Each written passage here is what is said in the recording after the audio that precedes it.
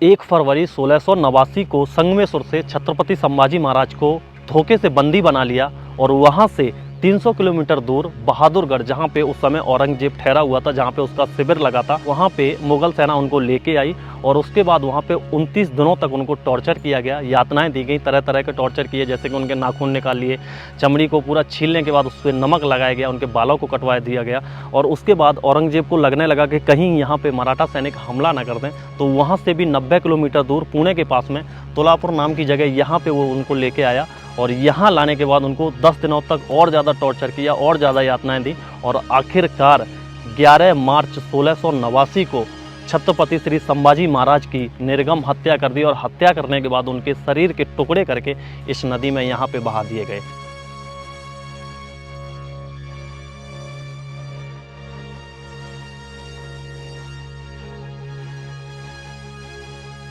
दोस्तों, आपने इससे पहले वाली वीडियो में देखा, मैंने आपको वो जगह दिखाई संगमेश्वर की जहाँ पे उनको धोखे से अरेस्ट किया गया। उसके बाद मैं उस जगह ले गया जहाँ पे उनको टॉर्चर किया गया और आज मैं जिस जगह आपको लेके आया हूँ ये वो जगह है जहाँ पे छत्रपति संभाजी महाराज को औरंगजेब ने फांसी दिलवा दी थी और उनके शरीर के टुकड़े करके यहाँ की जो नदी है इस नदी में बहवा दिया था। जय हिंद दोस्तों, अभी फ़िलहाल मैं जिस जगह पे हूँ इस जगह का नाम है तुलापुर। जो तुलापुर है इसी जगह पे औरंगजेब ने छत्रपति श्री संभाजी महाराज की हत्या कर दी थी और हत्या करने के बाद उनका जो शव था, उनका जो शरीर था, उसके टुकड़े करके इस नदी में फेंक दिया था, जिस नदी में मैं अभी हूँ। यहीं पे छत्रपति श्री संभाजी महाराज की और उनके जो मित्र थे, उनके जो मंत्री थे कवि कलश, उन दोनों लोगों की यहाँ पे समाधि बनी हुई है। मेरा नाम रामदास चौहान। ये जो है ना, ये इंद्रायणी कहते हैं इसको। ये इंद्रायणी नदी है। हाँ, इंद्रायणी का दूसरा भाग आंध्रा सुधा इंद्रा।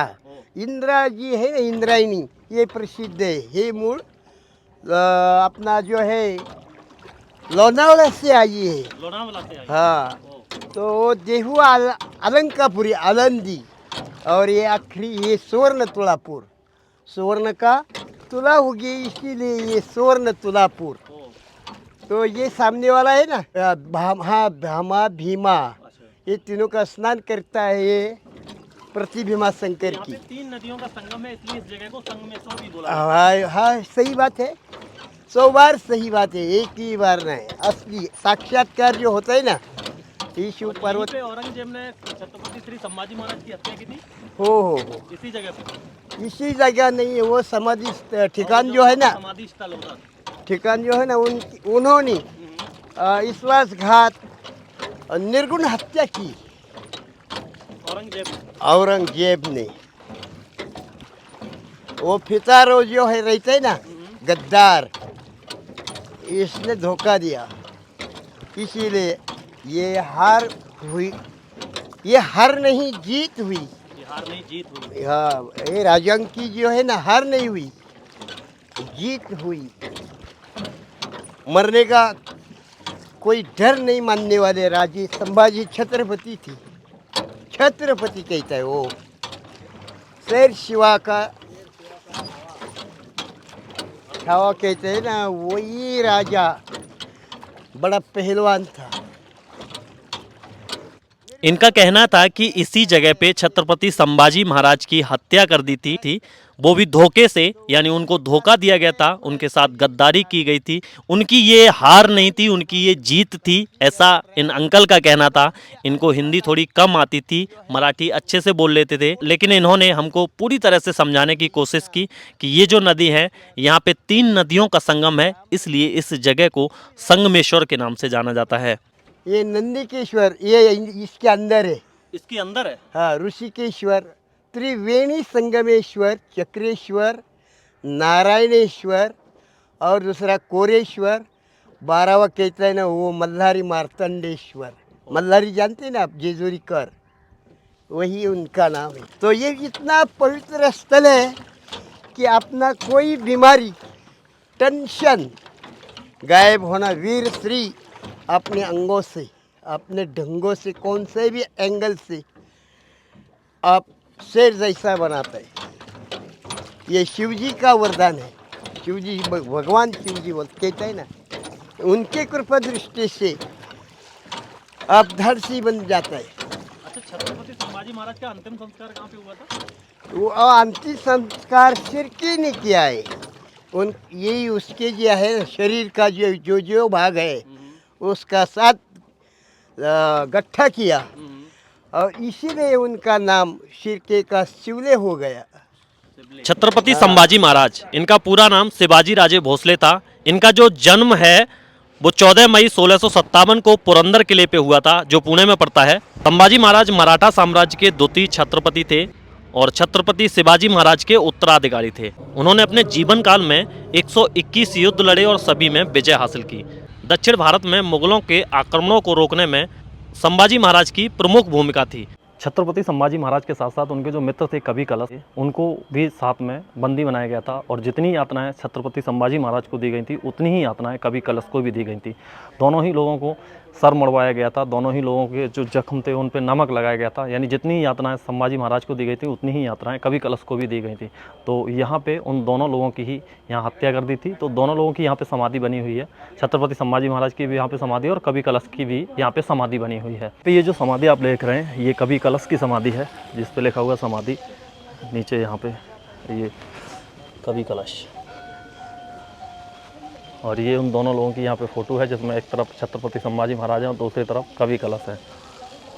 तो कवि कलश जो थे उनका जो जन्म है वो उत्तर प्रदेश के उन्नाव में हुआ था और यहाँ पे उनको हत्या कर दी गई थी औरंगजेब द्वारा। ये वो जगह है,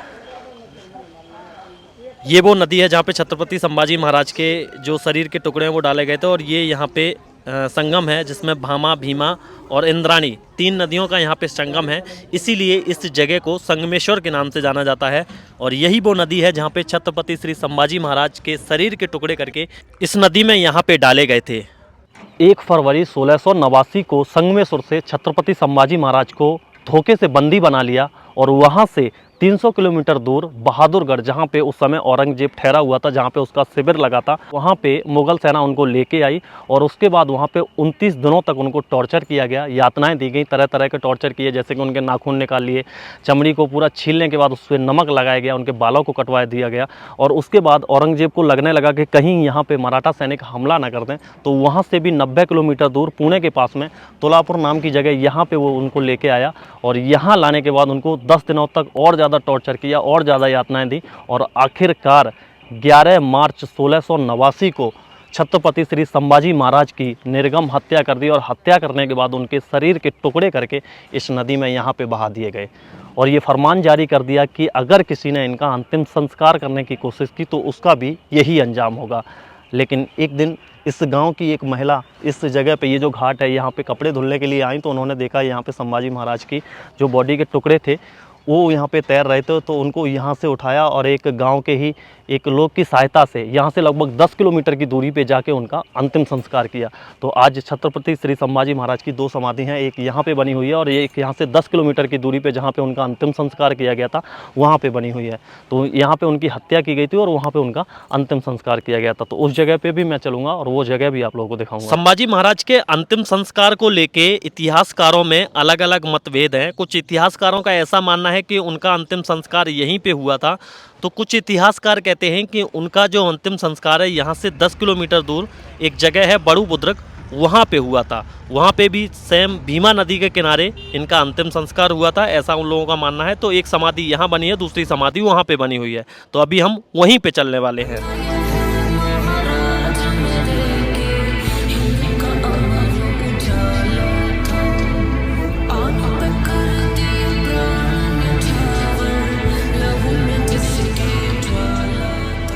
अभी मैं पहुंचा हूँ तुलापुर से लगभग 10 से 12 किलोमीटर की दूरी पे बड़ू बुद्रक करके ये जगह है और यहाँ पे बताते हैं कि छत्रपति श्री संभाजी महाराज का अंतिम संस्कार यहाँ पे हुआ था। यहाँ पे एक गणपत महार करके एक यहीं के जो लोकल के थे, उन्होंने उनका अंतिम संस्कार यहाँ पे लाके किया था, क्योंकि उस समय पे जो मुग़ल सेना थी वो वहाँ पे थी।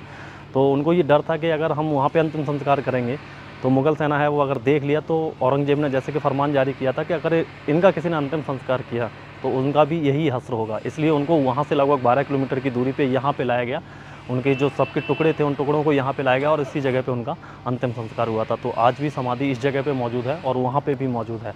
यहाँ अगर देखेंगे तो ये कवि कलश की समाधि मौजूद है इस जगह पे। ये देखिए स्वामीनिष्ठ कवि कलश समाधि और ये जो समाधि है ये छत्रपति श्री संभाजी महाराज की समाधि है इस जगह पे।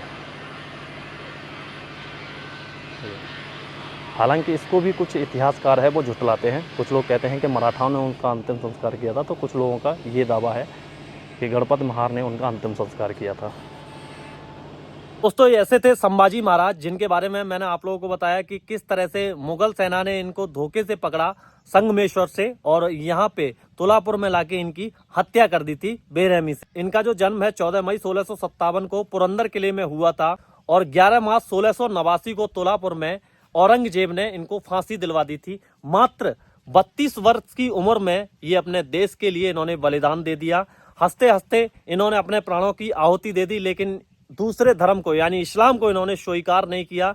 हिंदू धर्म के लिए मर गए, मिट गए, लेकिन इन्होंने अपना धर्म नहीं बदला, इसीलिए इनको धर्मवीर के नाम से भी जाना जाता है।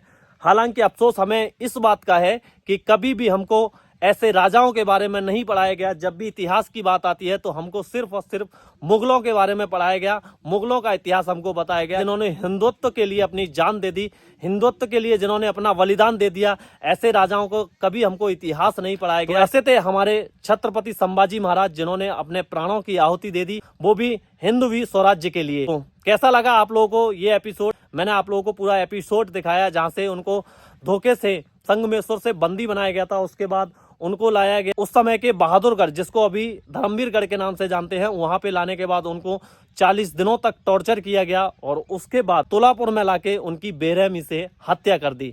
तो ये था छत्रपति संभाजी महाराज का इतिहास। हालांकि इतिहास तो बहुत बड़ा है, अगर मैं सुनाने जाऊं तो इसकी कई सारी वीडियो बनेंगी। जिस तरह से ये जो अभी छावा मूवी आई थी उसका मैंने आप लोगों को वो रियल प्लेस दिखाए हैं, जो छत्रपति संभाजी महाराज के जीवन काल में जो घटनाएं हुई वो मैंने आप लोगों को रियल प्लेस दिखाई। तो आपको वीडियो कैसा लगा कमेंट करके जरूर बताएं। वीडियो आपको पसंद आए तो वीडियो को लाइक करके जाएं। चैनल पे अगर आप नए हैं, पहली बार हमारी इस वीडियो को देख रहे हैं, चैनल को सब्सक्राइब करके बेल आइकन को प्रेस कर दें। मैं इसी तरह की वीडियो लाता रहता हूं। मिलते हैं आपको नई वीडियो में, तब तक के लिए जय हिंद, जय भारत, वंदे मातरम। छत्रपति संभाजी महाराज की जय।